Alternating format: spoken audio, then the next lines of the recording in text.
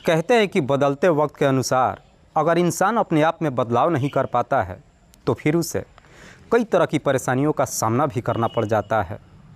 आज की भी कहानी में सेम कुछ ऐसी होता है, जिसकी वजह से ना सिर्फ एक लड़की हमेशा के लिए इस दुनिया को छोड़ के चली जाती है, बल्कि उसके बाद कई लोग सलाखों के पीछे भी पहुंच जाते हैं। वाकई में दोस्तों, आज की जो कहानी है ये आपको भी हैरान कर देने वाली है। नमस्कार, आदाब, मैं हसमुद्दीन और आप देख रहे हैं सफ़र क्राइम तक। आज की जो सच्ची घटना मैं आपको सुनाने वाला हूँ, ये घटना है उत्तर प्रदेश की। उत्तर प्रदेश का एक ज़िला पड़ता है बनारस, और इसी बनारस का एक थाना पड़ता है चौबेपुर। चौबेपुर थाने के अंतर्गत एक गांव आता है बर्थरा कला, और इसी बर्थरा कला गांव का रहने वाला है सतेंद्र सिंह। बात कर रहा हूं मैं 11 मार्च की सुबह। दरअसल सतेंद्र जो अपने किसी काम से बाइक लेकर शहर के लिए निकलता है, लेकिन जैसे ही गांव से बाहर पुलिया के पास पहुंचता है और जब उसकी नज़र पुलिया के अंदर पानी में जाती है तो देखता है कि पानी के ऊपर एक महिला की डेड बॉडी तैर रही है। डेड बॉडी को जब देखता है अपनी बाइक वहीं पर रोक देता है और फिर इस बात की जानकारी चौबेपुर थाने में देता है। इधर पुलिस को जब सूचना मिलती है, पुलिस फ़ौरन अपने टीम के साथ घटनास्थल पर पहुंचती है और उस डेड बॉडी को पानी से बाहर निकालती है। लेकिन तब तक वहाँ पे काफ़ी तादाद में लोग इकट्ठा हो चुके थे।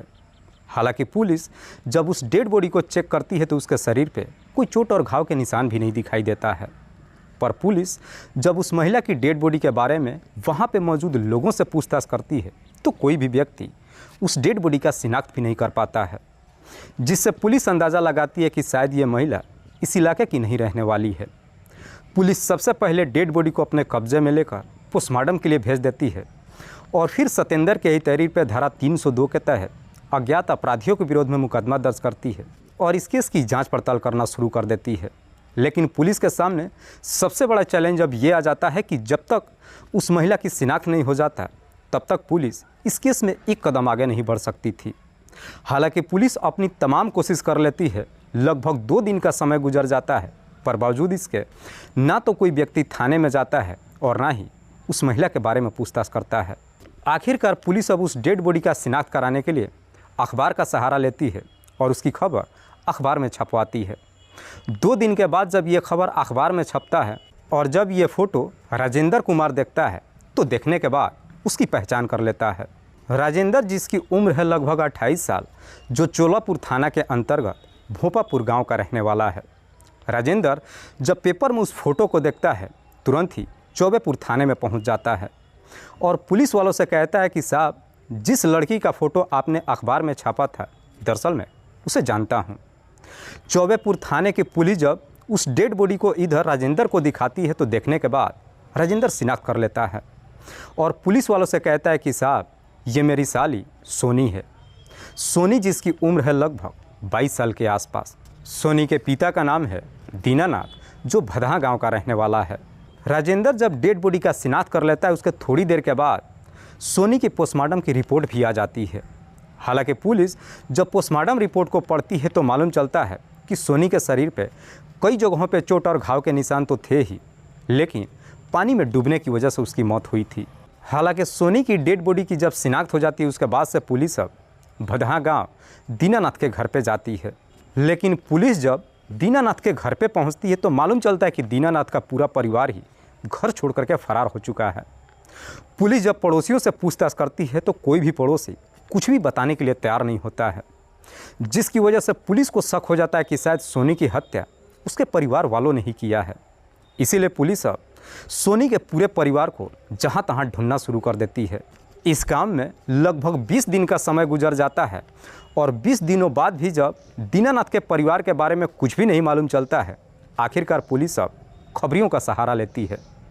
जैसे ही 20 दिन का समय गुजर जाता है, आखिरकार 24 अप्रैल को एक खबरी थाने में जाता है और पुलिस वालों से कहता है कि साहब, मुझे दीनानाथ के परिवार के बारे में तो मुझे नहीं मालूम चला, लेकिन दीनानाथ मुनारी में अपने 2 भाइयों के साथ मौजूद है, जिसमें से एक का नाम है कन्हैया और दूसरे का नाम है रोशन।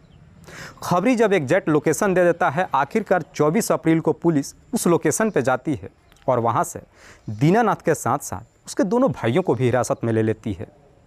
पुलिस जब इन तीनों को लेकर थाने में पहुंचती है और जब दीनानाथ से उसकी बेटी सोनी की हत्या के बारे में पूछताछ करती है तो दीनानाथ रोने लगता है और रोते हुए पुलिस वालों से कहता है कि हाँ साहब, मेरी बेटी की हत्या किसी और ने नहीं बल्कि मैंने ही किया है।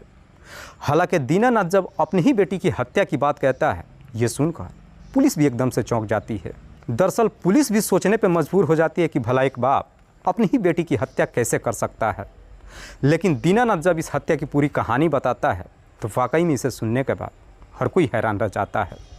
दरअसल दीनानाथ के परिवार में उसकी पत्नी के अलावा 4 बच्चे हैं, जिसमें 3 बेटियां और एक छोटा बेटा। बड़ी बेटी की शादी कर चुका है, दूसरी बेटी का नाम है मीना और तीसरी बेटी है सोनी। हालांकि मीना और सोनी के उम्र में मात्र 1.5-2 साल का फ़र्क होता है। दोनों बच्चियां जब जवानी के दहलीज पर कदम रखती है, उसके बाद से अब दीनानाथ अपनी दोनों बच्चियों के एक साथ ही शादी कराने के लिए लड़के का तलाश करना शुरू कर देता है।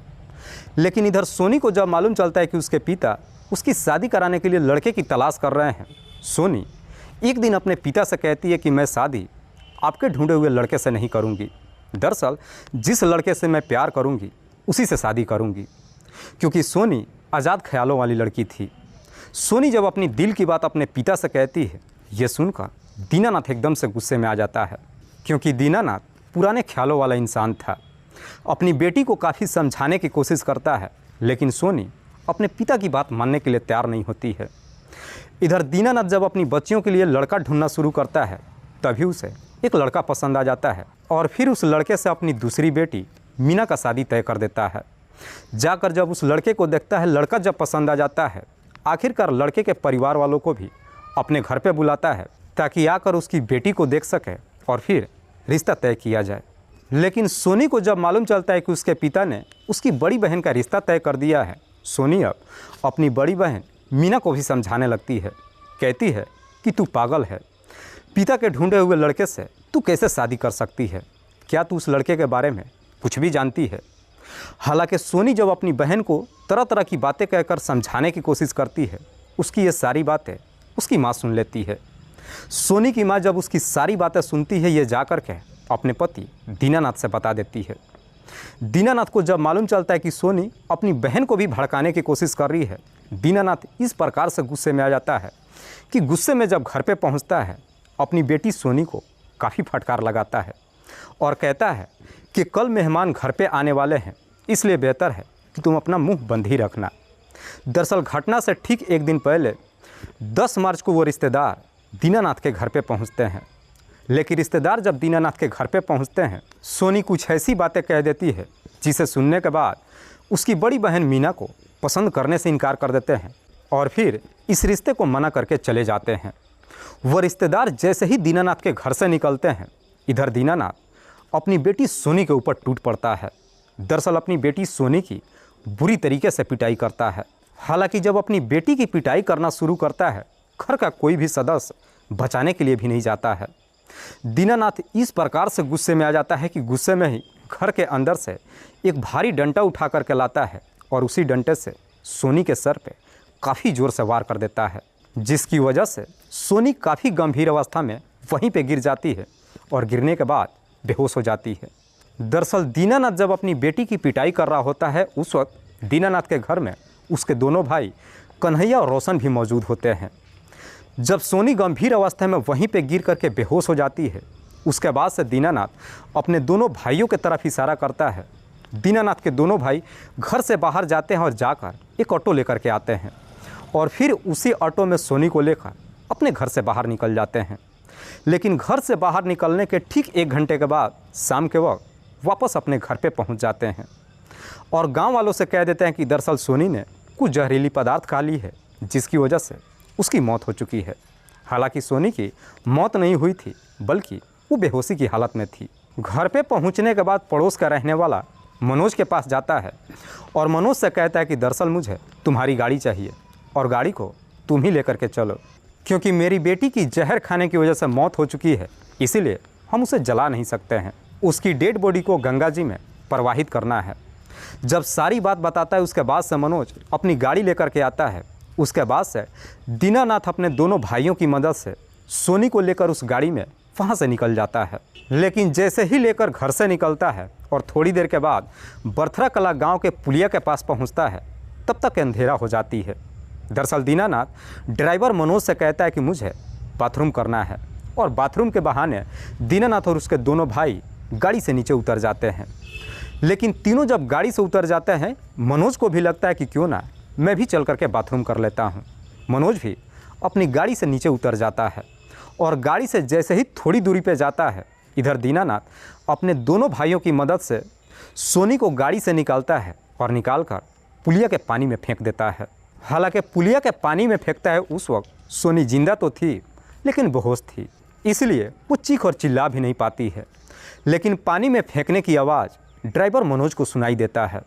मनोज जब आकर गाड़ी में देखता है कि सोनी मौजूद नहीं है, उन तीनों से जब पूछताछ करता है तो दीनानाथ मनोज को धमकी देते हुए कहता है कि इस बारे में तुम्हें किसी को कुछ नहीं बताना है, और अगर तुमने किसी को कुछ भी बताने की कोशिश किया तो हम तुम्हें भी जान से मार देंगे। जान से मारने की जब धमकी देते हैं, मनोज भी उनकी धमकियों से डर जाता है और आखिरकार अपना मुंह बंद कर लेता है। रात्रि के वक्त तीनों जब अपने घर पे पहुंचते हैं और जब सुबह हो जाती है, गांव में लोगों से अफवाह फैला देते हैं कि दरअसल हमने सोनी की डेड बॉडी को गंगा जी में प्रवाहित कर दिया है, और फिर बड़े आराम से अपने घर के अंदर ही रहते हैं। हालांकि इधर पुलिस जब सोनी की डेड बॉडी को बरामद कर लेती है, इस बात की जानकारी दीनानाथ के पूरे परिवार को मालूम चलता है, पर बावजूद इसके ना तो थाने में जाते हैं और ना ही उस डेड बॉडी के बारे में पूछताछ करते हैं। लेकिन तभी 3 दिन के बाद सोनी की डेड बॉडी उसका जीजा राजेंद्र देख करके पहचान जाता है। इधर इस बात की जानकारी जब दीनानाथ के परिवार वालों को मालूम चलता है कि सोनी की डेड बॉडी पुलिस ने शिनाख्त कर ली है, इससे पहले कि पुलिस दीनानाथ के घर पे पहुंच पाती, दीनानाथ का पूरा परिवार घर छोड़ करके फरार हो जाता है। वाकई में दीनानाथ जब ये पूरी कहानी पुलिस को बताता है, उसके बाद से पुलिस दीनानाथ के हितैषी पर उसके पड़ोस का रहने वाला ड्राइवर मनोज को भी हिरासत में लेकर आती है। पुलिस जब इन चारों को हिरासत में ले लेती है, उसके बाद से अगले दिन जिला अदालत में पेश करती है, जहां से इन सबको जेल भेज दिया जाता है। दोस्तों, इस पूरी घटना के बारे में आप क्या सोचते हैं? आप अपनी राय हमें कमेंट बॉक्स में ज़रूर दीजिएगा। जाते जाते मैं आपको बता दूं कि कुछ मेरे व्यूअर्स हैं जो रोज़ाना मेरे इस वीडियो को देखते ही नहीं हैं, बल्कि अपना कीमती समय निकाल कर मुझे अपना प्यार भी देते हैं। जिनमें से एक का नाम है पिंटू साहनी। पिंटू साहनी जो गोरखपुर उत्तर प्रदेश के रहने वाले हैं। दूसरे मेरे व्यूअर हैं महेश रस्तोगी। महेश रस्तोगी जो जिला छपरा बिहार प्रदेश के रहने वाले हैं। तीसरे मेरे व्यूअर हैं सुनील कुमार बघेल। सुनील कुमार बघेल जो राजपुर बलरामपुर के रहने वाले हैं। चौथे मेरे व्यूअर हैं रमेश प्रसाद मंडल। रमेश प्रसाद मंडल जो वीरपुर सुपौल बिहार प्रदेश के रहने वाले हैं। लास्ट मेरे व्यूअर हैं मंटू कुमार शाह। मंटू कुमार शाह जो जिला खगड़िया बिहार प्रदेश के रहने वाले हैं। मैं अब तमाम व्यूअर्स को तहे दिल से शुक्रिया अदा करता हूं। कल फिर मिलते हैं एक और नई सच्ची घटना के साथ। तब तक के लिए जय हिंद, जय भारत।